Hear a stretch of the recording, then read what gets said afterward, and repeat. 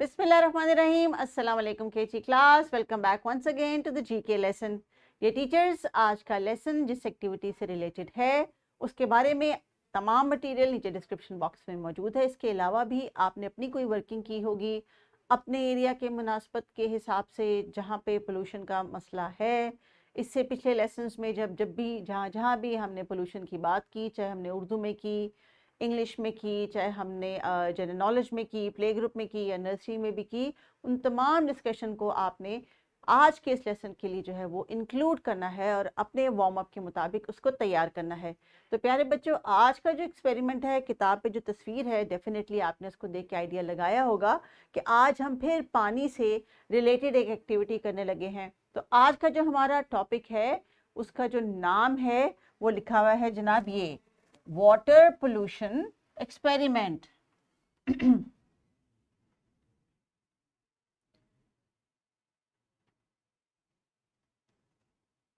जी बच्चों, आज water pollution experiment के एक्टिविटी से हमारी हैंड और आई कोऑर्डिनेशन भी ठीक होगी और साथ साथ आज हम कुछ पोल्यूशन के बारे में नई बातचीत भी करेंगे और ऑलरेडी जो आपने सीखा हुआ है टीचर उससे मुतालिक आपसे मुख्तलिफ सवालात पूछेंगी। तो डियर टीचर्स, आज के जो एक्सपेक्टेड लर्निंग आउटकम्स हैं हमारे लेसन के, they are from the key learning area world around us. Identify practices that are useful and harmful to the environment and suggest alternatives to harmful practices. Explore and discuss how climate change affects our environment, global warming, pollution, natural and human-made disasters. So teachers, आज बच्चों ने identify करनी है कुछ ऐसी practices, यानी अपने आसपास के माहौल में ऐसी होने वाली बहुत सारी बातें जो कि फ़ायदेमंद भी हैं और नुकसानदेह भी हैं। जी हाँ, यानी जिनकी वजह से हमें परेशानी का सामना करना पड़ता है क्योंकि इससे हमारा एनवायरनमेंट ख़राब होता है। और फिर उसको देखने के बाद हम कुछ सजेस्ट करेंगे ऐसी प्रैक्टिसेस जो कि अच्छी हैं और जिनसे हमें बहुत फ़ायदा होने वाला है। साथ साथ हम एक्सप्लोर करेंगे और डिस्कस भी करेंगे कि हमारे आसपास जो क्लाइमेट है वो कैसे डिस्टर्ब हो रहा है, यानी ग्लोबल वार्मिंग, पोल्यूशन और मैन और नेचुरल डिजास्टर्स की वजह से। सो टीचर्स, आज हम मोस्टली डिस्कशन करेंगे अबाउट पोल्यूशन और पूछेंगे बच्चों से कि पोल्यूशन क्या होती है। किताब के सफ़े के ऊपर जो एक्टिविटी दी गई है, जैसा कि आप देख रहे हैं, ये है जनाब हमारे येलो और ये है आज की हमारी एक्टिविटी, जिसके मुताबिक डियर टीचर्स आपने जो मटेरियल अपनी टेबल पे रेडी किया है बच्चों ने आज उसको यूटिलाइज करना है। तो चलिए देखते हैं कि आज की हमारी इंस्ट्रक्शंस क्या हैं। Teachers are going to perform the above activity, supervise the children during the entire activity, talk about pollution and reason why do we need to be careful to save our planet, what harms are caused due to pollution and what are the suggested remedies. Show them different videos related to pollution and its effect on real life. So teachers, अभी आपने करना है video को pause. जैसे कि आपको suggestions दी गई हैं नीचे लेसन प्लान में और एक्टिविटीज़ के लिए आपसे मैंने सवालात कहे हैं कि बच्चों से पूछे, तो आप भी आपने इस वीडियो को पॉज करके बच्चों से पोल्यूशन और आसपास की ऑब्जर्वेशन के बारे में, जनरली जो पोल्यूशन के बारे में बच्चों की समझ है उसको आपने असेस करना है और उस पर ब्रेनस्टॉर्मिंग करवानी है। So please pause the video. जी बच्चों, आप भी आपने जो टीचर के साथ डिस्कशन की अबाउट पोल्यूशन, उसको उर्दू में क्या कहते हैं? आलूदगी यानी गंदगी। जी हाँ, और आपको पता है जब हमारे आसपास गंदगी होती है तो हमें कितनी परेशानी होती है। अगर धुआं हो तो हमारी सांस में जाके हमें तंग करता है, अगर मिट्टी उड़ी हो, गंद उड़ा हो, हवा से जो है वो मुख्तलिफ ज़र्रात और लिफाफे और जो चीज़ें आपने फेंकी हैं एनवायरनमेंट में जो कि गार्बेज में नहीं है, वो आके आपको डिस्टर्ब करती हैं। आपका घर गंदा होता है, आपकी सेहत ख़राब होती है। अगर पानी जिसमें हम गंदगी डाल दें वो पी लें तो हम बीमार भी हो सकते हैं और खुदा न खास्ता जानवर और हमारी जान भी जा सकती है।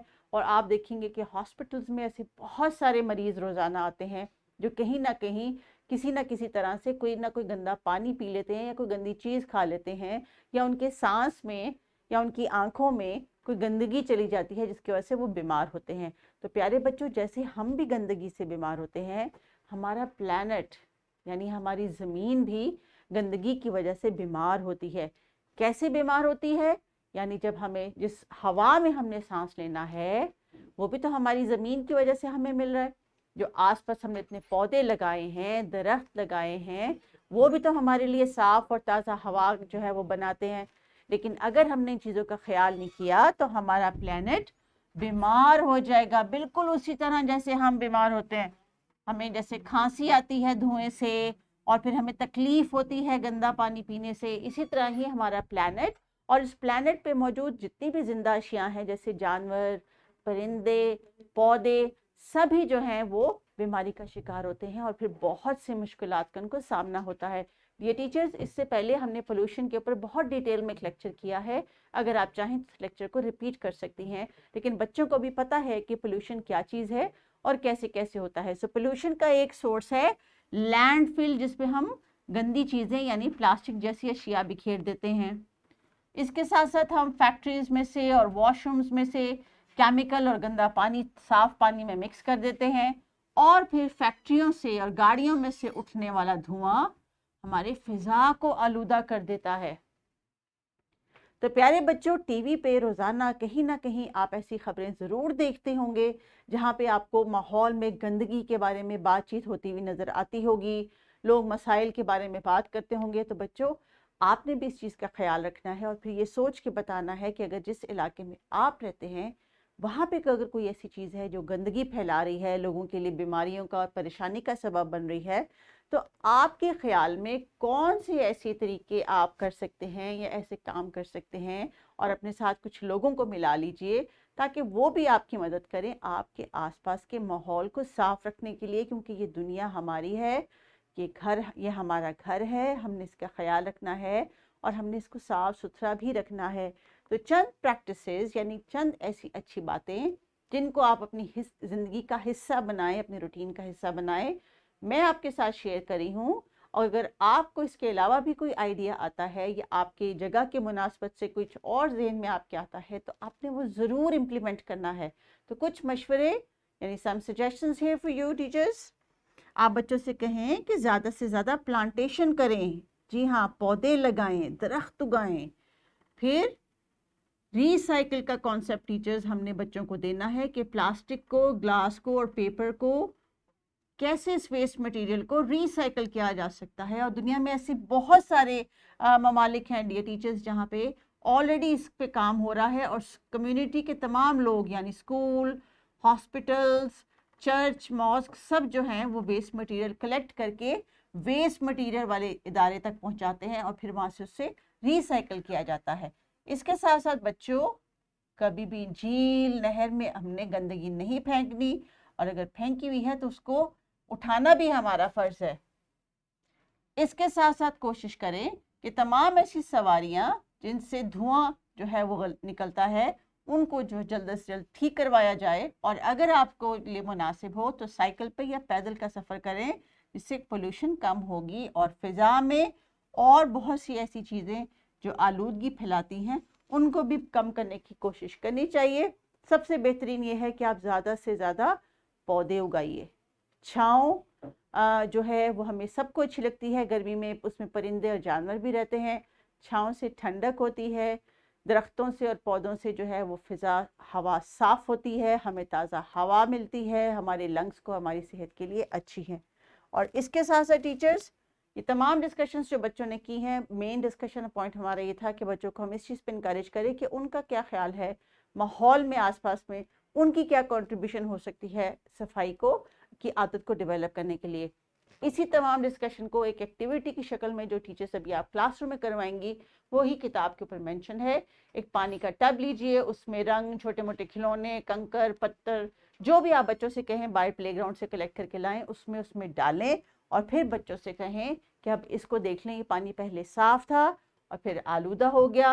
पहले इस पानी को परिंदे, जानवर पी सकते थे, पौधों को दिया जा सकता था, लेकिन अब चूंकि इसमें इतनी गंदगी मिल गई है, इसको ना परिंदे पी सकते हैं, ना कोई जानवर पी सकता है, ना ही हम इनको खाने पीने वाले पौधों यानी फल सब्जी वाले पौधों को हम इसमें इस्तेमाल कर सकते हैं।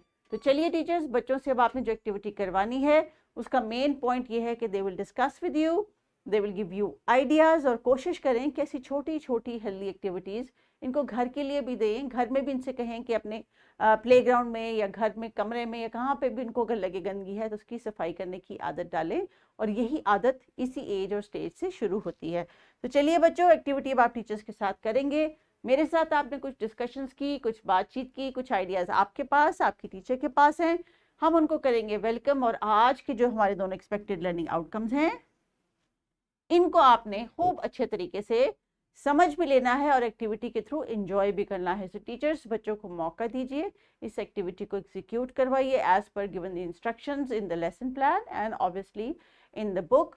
आपने बच्चों को इस काबिल करना है कि बच्चों को सफाई का जो है अंदाज़ा होना शुरू हो जाए और आसपास बच्चे एटलीस्ट गंदी चीज़ों को आइडेंटिफाई कर सके, स्पॉट कर सके, और अगर हो सके तो तमाम बच्चे मिलके एक छोटी सी एक्टिविटी अपने मोहल्ले में, अपनी गली में भी करें, जिसको साफ करके जो है वो अच्छा भी फील करेंगे और उनको खुद पता चलेगा कि जो लर्निंग ये आपसे सीख रहे हैं उसको करने के काबिल भी हो गए हैं। अपना ख्याल रखिए। अल्लाह हाफिज़।